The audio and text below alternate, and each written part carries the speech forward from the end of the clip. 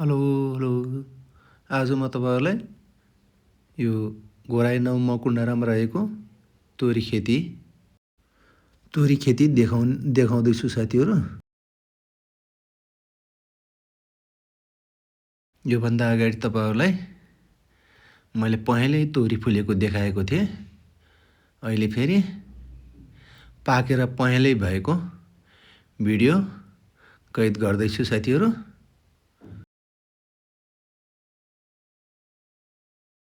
घोराई ९ मकुण्डारामा रहेको यो तोरी खेती तपाईहरूले देख्न सक्नुहुन्छ। पहेँलै भएको चारैतिर गाउँहरू घरहरूले भरिएको बीचमा यो खेतीयोग्य जमिन मकै खेती प्लस तोरी खेतीका लागि उपयुक्त रहेको यो जमिन। तोरी कति राम्रो रहेको छ।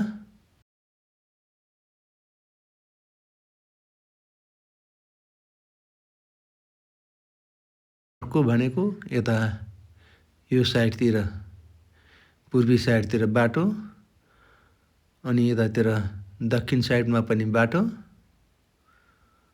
अब यतातिर पश्चिम साइडमा पनि बाटो रहेको ठ्याक्कै त्रिभुज आकारमा रहेको यो मकुण्डारा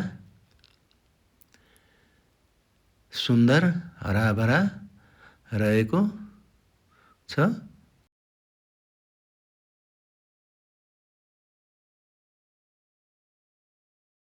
तोरी पाकेर पहेँलै भएको छ।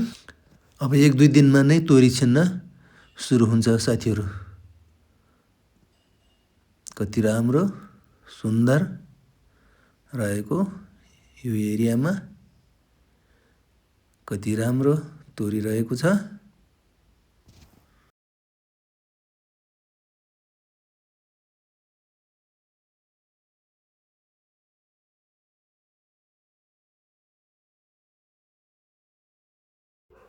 भिडियो हेरेर साथ सपोर्ट दिनुहोला साथीहरू।